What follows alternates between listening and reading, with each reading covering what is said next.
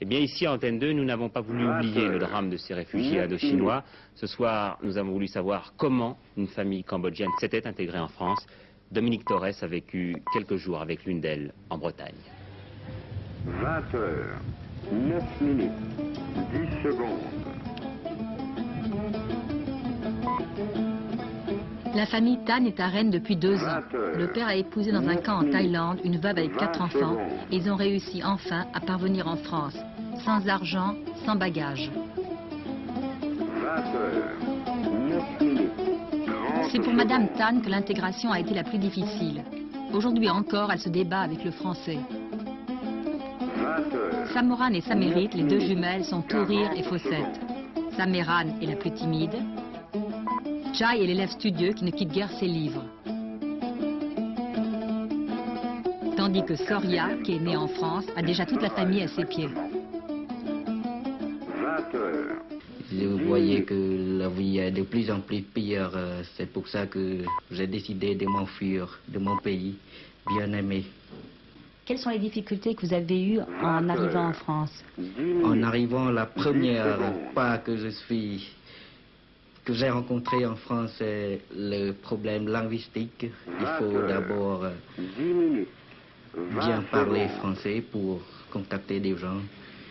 Puis, deuxièmement, le problème, quand on est arrivé 30 au secondes. foyer, on a rencontré le climat, parce qu'à l'époque où je suis arrivé, c'était l'hiver, en plein hiver. Tout le monde souffre de froid parce que nous sommes venus de chez nous, nous n'avons pas assez de vêtements chauds.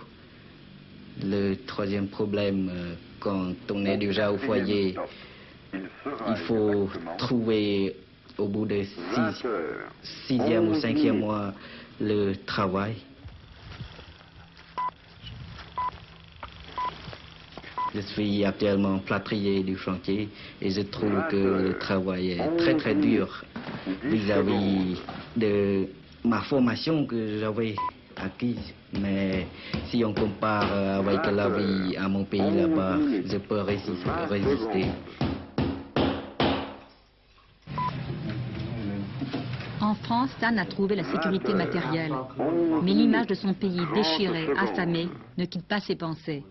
Il retrouve souvent des amis qui, comme lui, sont sans nouvelles de leur famille demeurée au Cambodge. 20h, Nous ne pouvons pas oublier notre pays, c'est pour ça que nous nous regroupons pour reparler de notre pays qui est en voie d'extermination. il sera exactement 20h, 12 minutes.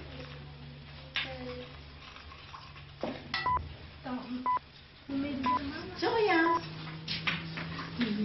Tu viens voir mémé? 20h, Vite. 12 minutes, 10 secondes.